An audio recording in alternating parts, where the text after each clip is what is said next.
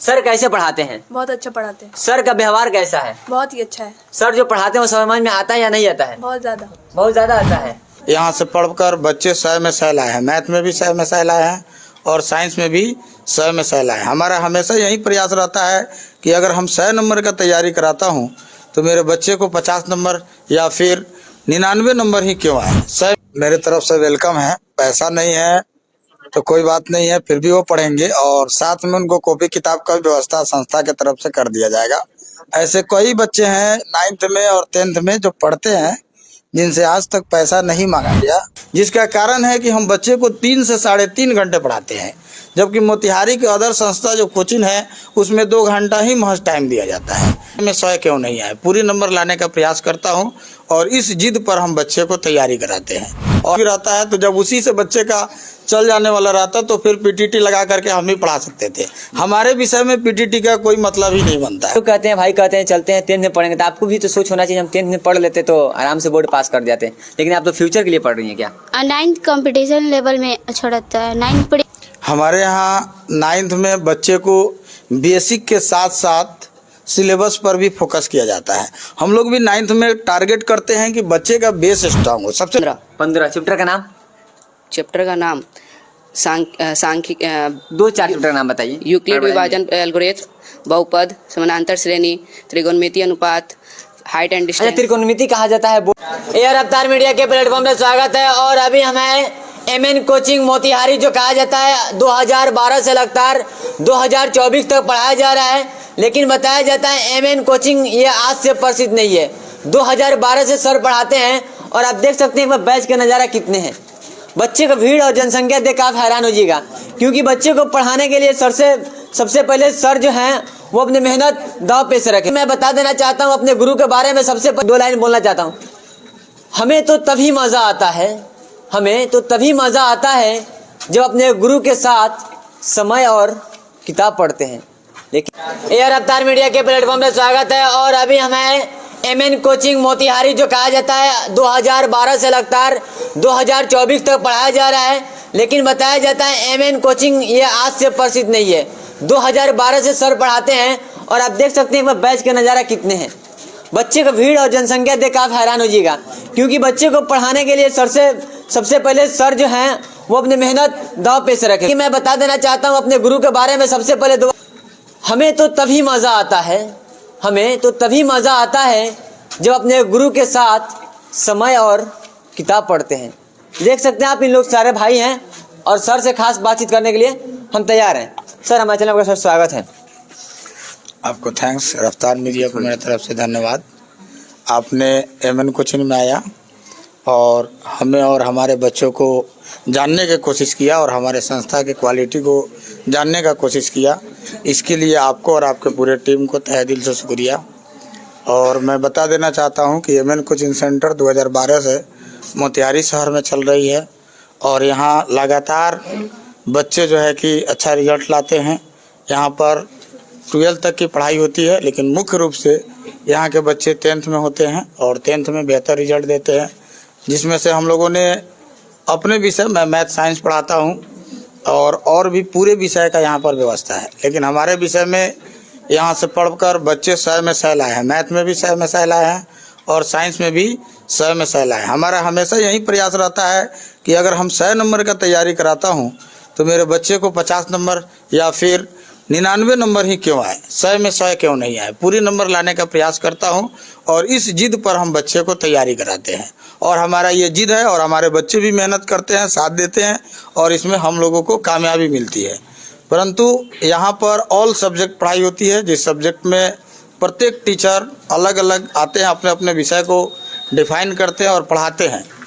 हमने जब पढ़ाई के दौर में था तो बहुत सारे कोचिंग संस्थाओं में गए, बहुत जगह मैंने पढ़ाई किया, लेकिन ये होता था कि जैसे ही टीचर क्लास में एंट्री करते थे डायरेक्ट बोलना ही स्टार्ट कर देते थे, लिखाना स्टार्ट कर देते थे। लेकिन हमने देखा कि क्या कोचिंग का मतलब यही होता है, तो हम अपने दौर में हम कहीं भी कोचिंग नहीं किए, हम ट्यूशन वगैरह पढ़ करके अपना तैयारी किए और सेल्फ स्टडी से तैयारी किए। उसी दिन से मैंने ठाना था कि अगर हमको मौका मिले तो हम एक ऐसे व्यवस्था को लाएंगे जिसमें बच्चे को समझा कर पढ़ाया जाए। नाम तो कोचिंग का ही है, कोचिंग ही है, लेकिन हमारे यहाँ पूरा A to Z चीज़ों को डिफाइन करके समझा करके पढ़ाया जाता है, जिसका कारण है कि हम बच्चे को 3 से 3.5 घंटे पढ़ाते हैं, जबकि मोतिहारी के अदर संस्था जो कोचिंग है उसमें 2 घंटा ही महज टाइम दिया जाता है, लेकिन हम 3-4 कभी कभी हम तो आज एग्ज़ाम का दौर है तो कभी कभी कोई बच्चा जो ज़्यादा कमज़ोर है उसको पूरा यहाँ व्यवस्था किया गया है, सुबह से शाम तक तैयारी करते हैं, अपने समस्याओं को पूछते हैं टीचर से, यहाँ टीचर लोग अवेलेबल रहते हैं और फिर शाम के अपना पढ़ो करके घर जाते हैं। सर बहुत सारा देखा जा रहा है आजकल नया नया सिस्टम चल चुका है जी स्मार्ट बोर्ड लगा देते हैं जी स्मार्ट बोर्ड लगाने के बाद बच्चे को कहते हैं हम आ गए हैं क्लास में PDF चालू कर देते हैं जी। आप लोग लिखिए और अब साइड में सर तो फ़ोन चलाते हैं, लेकिन आप सर अभी तक व्हाइट बोर्ड पे पढ़ा रहे हैं, इसका रीज़न क्या रखें? इसका रीज़न यही है कि सबसे पहले तो हम मैथ के विषय के टीचर जी। हैं और मैथ में कोई ऐसा वर्ड अगर आप बच्चे को कहिएगा कि लिख लो तो फिर ये दुरुस्त नहीं होगा, बोलकर उसको लिख कर समझाना होगा कैसे लिखा जाएगा। वहाँ लिखने के शैली भी बच्चा देखेगा, लिखने के शैली का कौशल का भी विकास होना चाहिए, बच्चे देखें कि सर कैसे लिख रहे हैं, कैसे बता रहे हैं और कैसे समझा रहे हैं। लिखा हुआ चीज़ तो किताब में भी रहता है, नोट्स में भी रहता है, तो जब उसी से बच्चे का चल जाने वाला रहता तो फिर PTT लगा करके हम ही पढ़ा सकते थे। हमारे विषय में PTT का कोई मतलब ही नहीं बनता है। अदर भी विषय में जो बच्चे को लिख कर समझाया जाता है उसमें बच्चे को ज़्यादा समझ में आता है।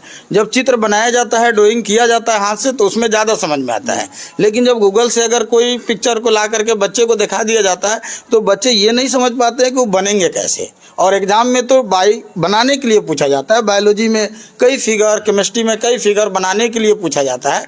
तो इसलिए हम मानते हैं कि डिजिटल बोर्ड से बेहतर जो है कि आपका जो ये ऑफलाइन बोर्ड है, वाइट बोर्ड है और या ब्लैक बोर्ड है, इस पर बच्चे को कौशल का विकास होता है, उंगलियों को कैसे घुमाना है, कैसे नचाना है, चित्र को कैसे बनाना है, ये उसमें विकास होता है। सर बहुत सारा देखा जाता है, सर लोग भी पढ़ाते हैं लेकिन 9th का सिलेबस कंप्लीट होता नहीं है जब तक 10th स्टार्ट होता है जनवरी, लेकिन बच्चे को ये नहीं देखा जाता है जो 9th इतना बेस है नवोदय के लिए चाहे अदर कंपटीशन के लिए, उसे लोग टार देते हैं और बोर्ड पर डायरेक्ट टारगेट देते हैं। तो उन लोग के लिए क्या कहना चाहते हैं जो नहीं पहले बच्चों को मगर 9th मजबूत किया तब 10th में लाकर उनको पढ़ाया जाए? हमारे यहाँ 9th में बच्चे को बेसिक के साथ साथ सिलेबस पर भी फोकस किया जाता है। हम लोग भी 9th में टारगेट करते हैं कि बच्चे का बेस स्ट्रांग हो, सबसे पहले बेस स्ट्रांग हो, उसके बाद सिलेबस चले, लेकिन फिर भी हम लोग 9th क्लास का भी संपूर्ण रूप से सिलेबस पढ़ाते हैं। आपको इस विषय में हम अपने एक बच्चे से मिलाना चाहूँगा जो 9th क्लास में पढ़ने वाला हो। फरहीन फातिमा उधर होगा, थोड़ा बुला दीजिएगा, वो बता देगी। फरहीन फातिमा को बुलाइएगा सर। और 9th में भी हम लोग पूरी सिलेबस ख़त्म करते हैं। अभी जो भी चैप्टर है सब लास्ट के कगार पर है, थोड़ी बहुत बचा हुआ है, उसको हम कंप्लीट कराने के लिए उत्सुक है। हम 9th का भी सिलेबस ख़त्म करते हैं, 8 का भी करते हैं, हर विषय का करते हैं और मैथ 2 राउंड पढ़ाते हैं। सर एक कहा जाता है जो बच्चे को कम से कम जिनको एग्ज़ाम फरवरी में है 15 फरवरी से, लगभग मैट्रिक का सिलेबस कब तक कंप्लीट हो जाना चाहिए? दिसंबर में कंप्लीट हो जाना चाहिए और दिसंबर में कंप्लीट करने के बाद बच्चे को छोड़ना भी नहीं चाहिए। टीचर लोग छोड़ देते हैं तो कुछ बच्चे गलत ट्रैक पर भी चले जाते हैं, तैयारी नहीं कर पाते हैं। टीचर को अपने गाइडलाइन में रख करके उनको प्रिपरेशन कराते रहना चाहिए, परंतु उसको आज़ाद नहीं करना चाहिए। उसका वर्क और टास्क जो है चेक करते रहना चाहिए। दिसंबर तक करके 2-3 महीने का रिवाइज करने का मौका अवश्य देना चाहिए और जो बच्चे कमज़ोर रह गए, जो साल भर में कुछ नहीं सीख पाए, उन बच्चे को फिर से मौका देना चाहिए और फिर से उनको हिम्मत देना चाहिए और उसी हिम्मत को देने के लिए हम यहाँ पर खड़े हैं। सर बहुत सारा कोचिंग में कहा जाता है चलो हम 9th नहीं पढ़े, 10th नहीं पढ़े जी, लेकिन MN सर के कोचिंग में चलते हैं, क्रैश कोर्स पढ़ेंगे और बोर्ड में अच्छा नाम प्राप्त कर लेंगे। उन लोगों के लिए क्या कहना चाहते हैं, ये सोच रखना चाहिए या नहीं रखना चाहिए? देखिए ये सोच जो नंबर लाने के लिए रखते हैं उनका कुछ हद तक ठीक है, लेकिन पूर्ण रूप से सही नहीं है। डीपली नॉलेज का होना ज़रूरी है, लेकिन फिर भी हम लोग ऐसा पढ़ाते हैं, ये क्रैश कोर्स हम नाम नहीं देते हैं, समाज में भले इसको क्रैश कोर्स दिया जाता है। हम पूरी डिटेल कोर्स 3 महीना में हम रात के 3 घंटे 4 घंटा बैठते हैं, नोट्स बनाते हैं ईजी से ईजी, ताकि बच्चा एक बार पढ़े उसको समझ ले। उसके अलावा मैथ को पूरा डिटेल में डिफाइन करते हैं। 60 से 65 दिन में हम पूरी सिलेबस को ख़त्म कर देते हैं 2.5 घंटा पढ़ा करके। और जो बच्चे सिर्फ इसमें पढ़े हैं वह 445, 425, 435 नंबर लाए हुए हैं। और इस बैच में भी पढ़कर आप नंबर ला सकते हैं, लेकिन आपको ज्ञान लेना है तो पूरी साल पढ़ना होगा, 9वां भी पढ़ना होगा, 10वां भी पढ़ना होगा। चलिए साथी, मैं कह देना चाहता हूँ, बहुत सारे भाई कहते हैं चलो फिजिक्स का हम पढ़े हैं 2 चैप्टर और केमिस्ट्री का पढ़े हैं 4 चैप्टर, 2 चैप्टर में मिला के 2-4 चैप्टर पढ़ लेते हैं। लेकिन मैं आपको बता देना चाहता हूँ ये सब 2-4 चैप्टर पढ़ने से आपकी नंबर प्राप्त नहीं हो सकती है। लेकिन मुझे तो इस बात की शौक है जी, अगर मेरे माता पिता पढ़ा रहे हैं तब वहाँ तक जाएं जहाँ तक हम किसी के सामने खड़े होकर अपने बातों को रख सकते हैं। लेकिन एक लड़की के सर बता रहे हैं 9 से पढ़ी हुई है, क्योंकि प्रूफ सामने हम देते हैं, हमें फर्जी कारण से बहुत दूर रहते हैं। क्योंकि एक लड़की यहाँ पे थोड़ी इनसे बात करना चाहते हैं और इनसे थोड़ी आप आइए।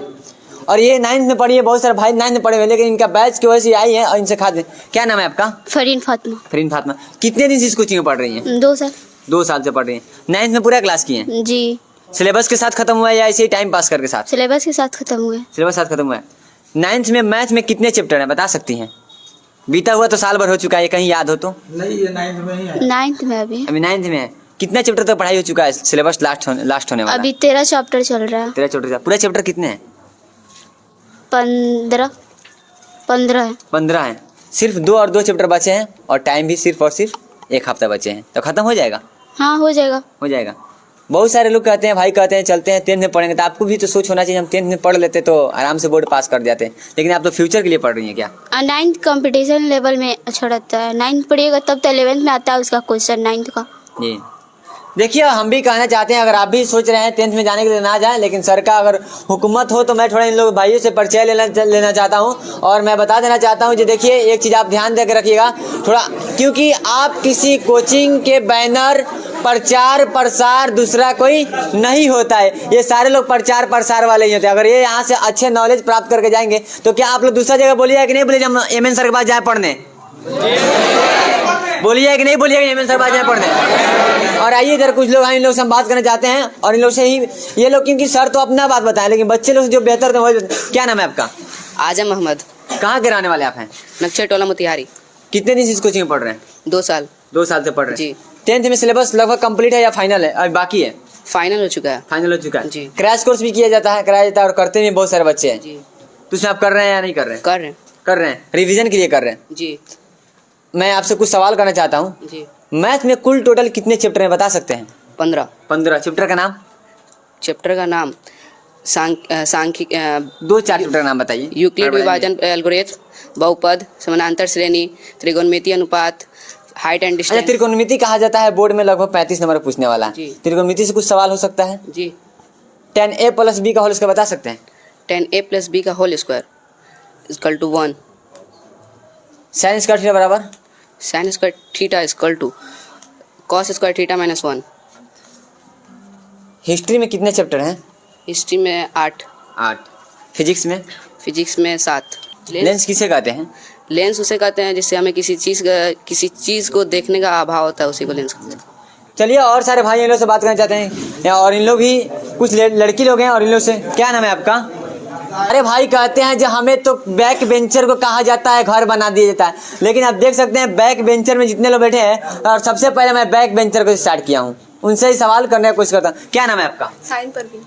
कहाँ के रहने वाले हैं? खुदानगर। कितने दिन से पढ़ रहे हैं इस कोचिंग में? 2 साल। सर कैसे पढ़ाते हैं? बहुत अच्छा पढ़ाते हैं। सर का व्यवहार कैसा है? बहुत ही अच्छा है। सर जो पढ़ाते हैं वो समझ में आता है या नहीं आता है? बहुत ज़्यादा। बहुत ज़्यादा आता है।